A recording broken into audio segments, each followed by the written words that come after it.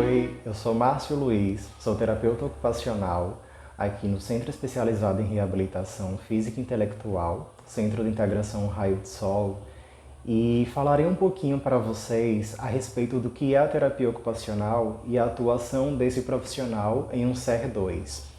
A terapia ocupacional é uma profissão da área da saúde de nível superior, em que nós trabalhamos com a independência e autonomia das pessoas em relação às suas ocupações humanas.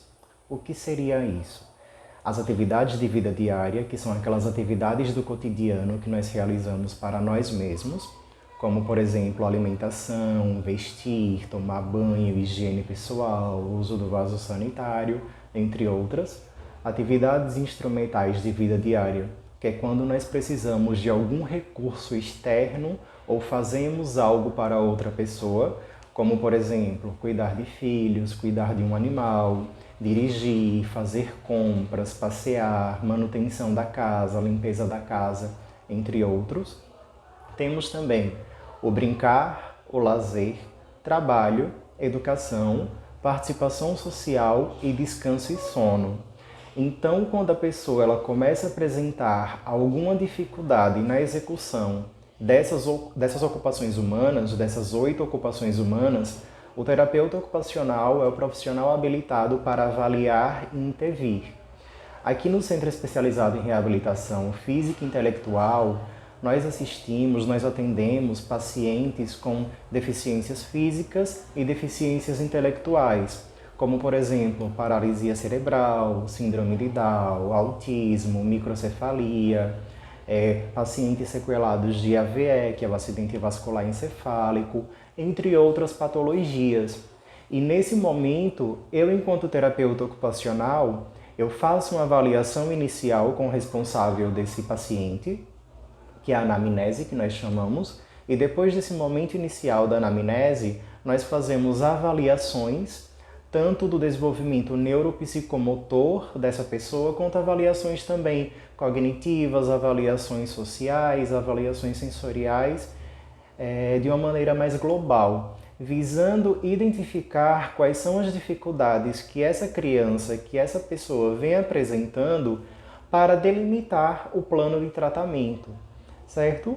Aqui nós trabalhamos muito algumas habilidades, alguns estímulos específicos, como, por exemplo, a estimulação sensorial, que é quando eu trago recursos sensoriais para estímulos dessa habilidade. Por exemplo, quando eu uso um chocalho para avaliar, para desenvolver a habilidade auditiva, quando eu uso recursos táteis, para eu avaliar e para eu poder estar estimulando essa habilidade tátil. Quando eu utilizo, por exemplo, algum recurso olfativo, gustativo, visual também. Aqui nós não assistimos pessoas com deficiência visual, devido à modalidade do centro especializado.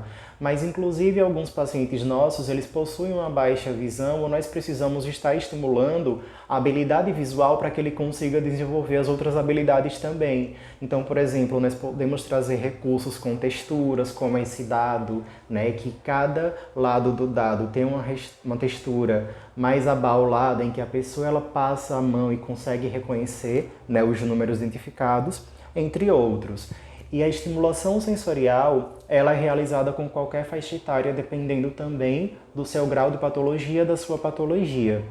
Nós trabalhamos também com a estimulação através da coordenação motora fina. Não só a coordenação motora fina, Nós avaliamos a coordenação motora desse paciente e aí nós trabalhamos principalmente a coordenação motora fina, porque nós precisamos das mãos para todas as atividades do cotidiano, Só para deixar mais ou menos claro, a coordenação motora, ela se subdivide em coordenação motora grossa e coordenação motora fina. A coordenação motora grossa é quando eu utilizo os grupos musculares maiores do meu corpo para determinadas atividades.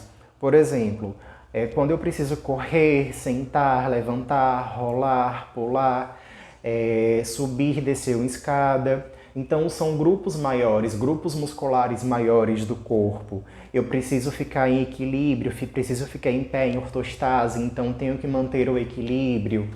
Isso seria a coordenação motora grossa. A coordenação motora fina é o uso das mãos nas atividades, seja ela quaisquer uma atividade do cotidiano.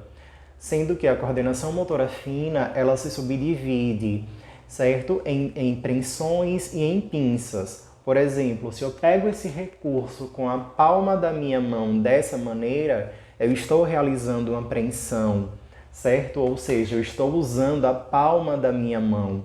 Agora, por exemplo, se eu pego esse pino com esses 3 dedos, eu estou realizando um tipo de pinça. Então, a preensão seria mais o uso da mão, a pinça seria o uso dos dedos. E existem diversos tipos, tanto de preensão quanto de pinça. E por que eu trabalhar, a coordenação motora fina? Eu preciso, por exemplo, fazer a pinça trípode para segurar a escova de dente, para escovar os meus dentes. Eu preciso, por exemplo, digamos que fazer a preensão cilíndrica para segurar o pente, para pentear o cabelo, para segurar a colher para poder comer. Então a coordenação motora fina ela é essencial nas atividades do dia a dia. E além disso, nós trabalhamos também algumas outras habilidades como força, destreza, propriocepção, Digamos que o paciente que eu atendo, que eu fiz a avaliação, ele tem dificuldade para se alimentar, para comer, porque ele não tem força na mão para segurar a colher.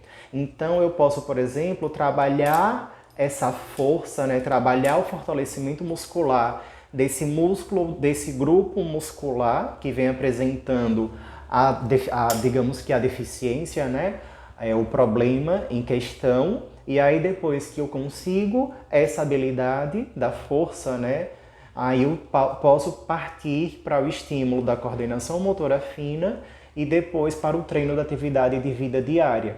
Nós também trabalhamos aqui no CIRAS, no CER2 CIRAS, atividades que envolvam habilidades cognitivas.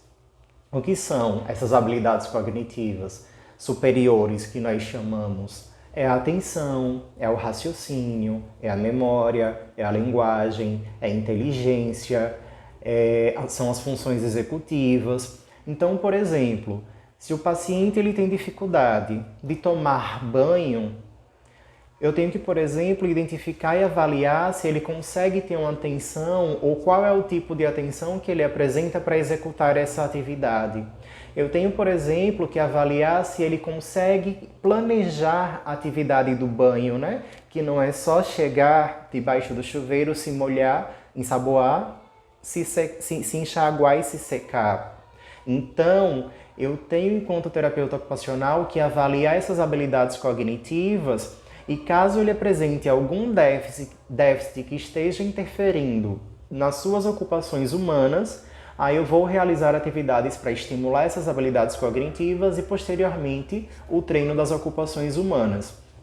E logo no início, eu citei para vocês as 8 ocupações humanas, não é? Então, nós realizamos também algumas atividades, como, por exemplo, o vestir e o despir, o treino do uso do vaso sanitário, a questão do desfraude. Nós trabalhamos também com a alimentação, a higiene pessoal do paciente, Então, por exemplo, se o paciente tem dificuldade para escovar os dentes, para pentear os cabelos, se tem dificuldade para tomar um banho, se tem dificuldade para cortar as unhas, para manter o cuidado pessoal, básico.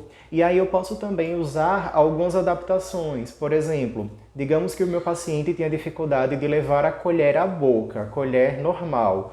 Mas, por exemplo, se eu engrossar essa colher, se eu entortar essa colher e se facilitar que ele faça essa atividade, está sendo funcional para ele. Digamos que ele tenha essa dificuldade também da coordenação, de levar essa colher até a boca. Então, eu posso fazer várias formas de adaptações. Por exemplo, ela é giratória. A primeira que eu mostrei para vocês foi o engrossador entortou a colher.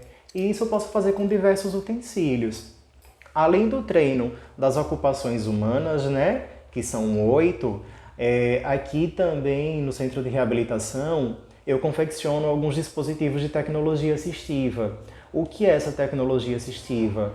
são recursos que nós utilizamos para facilitar a independência e autonomia do paciente e da pessoa na sociedade. Então, digamos que o meu paciente ele tenha um padrão flexor dessa mão, só que ele tem a mobilidade articular, né? Fazendo o manejo, ele consegue deixar a mão na posição mais funcional. Então, por que não usar uma órtese, né? Por exemplo, a órtese é um dispositivo que a gente coloca para auxiliar na funcionalidade, enquanto a prótese é uma substituição da funcionalidade, certo? Por exemplo, digamos que uma pessoa foi amputada e eu coloco algo na perna dela, coloco uma outra perna, eu estou dando uma substituição, né, desse membro que foi amputado. Agora, por exemplo, digamos que uma pessoa fraturou o braço, o antebraço, né? E eu coloco um dispositivo parecido com o gesso, só que muito mais funcional. Isso é uma órtese, isso está deixando numa posição funcional e auxiliando na funcionalidade desse indivíduo, né? Digamos que a criança ela tenha dificuldade de se comunicar. Eu posso, por exemplo, criar uma prancha de comunicação com auxílio dos outros profissionais, como por exemplo dos profissionais da fonoaudiologia, em que a gente coloca A, E, I, O, U. E aí, quando na terapia ou quando em casa a criança está sendo estimulada, ele tem que pegar essa letrinha A e colocar na outra letrinha A. Então, isso pode ser uma prancha de comunicação, né? Ou colocar imagens que a gente chama de PECs, né? Em que, por exemplo, eu quero comer. Então a criança pode pegar a imagem da foto dela, a palavrinha quero e digamos que uma imagem de um alimento. Ela está se comunicando, mas de uma outra maneira, através da prancha de comunicação, que é uma outra forma de tecnologia assistiva. E aqui nós trabalhamos também voltado para a educação dessa criança. Mas como assim, né? Muitos dos nossos pacientes, eles estão em idade pré-escolar ou escolar, uma grande parte, digamos assim. Então, quando eu trabalho a coordenação motora fina, por exemplo, se eu faço esse movimento, peço para minha criança pegar esse pino, levantar e depois baixar, ou, por exemplo, com os 3 dedinhos, pegar a argola, levantar e depois baixar, eu estou desenvolvendo essa coordenação motora fina. E aí, posteriormente, essa criança vai precisar da coordenação motora fina, por exemplo, para um alinhavo, que é pegar o recurso e passar o cordãozinho e ao mesmo tempo já está estimulando a educação, né? O numeral, a letrinha, o alimento. E aí depois, com a maior destreza, a criança vai precisar desse mesmo movimento dos 3 dedinhos para segurar o lápis, a caneta, enfim, e fazer alguma atividade mais voltada para a educação. Então, a terapia ocupacional ela tem como papel principal a independência e autonomia da pessoa na sua vida cotidiana. Então, se a pessoa ela tem dificuldade em atividades de autocuidado, se a pessoa tem dificuldade em atividades mais externas, se tem dificuldade na educação, no trabalho, no brincar, no lazer, descanso e sono e participação social, o terapeuta ocupacional vai avaliar e vai intervir, habilitando ou reabilitando, certo? A pessoa não precisa ter uma dificuldade total, mas se ele precisa de uma assistência de uma outra pessoa nessa atividade, aí o terapeuta ocupacional vai intervir. Então, isso é uma pequena parcela do que eu faço aqui com as pessoas que são assistidas no CER2 CIRAS.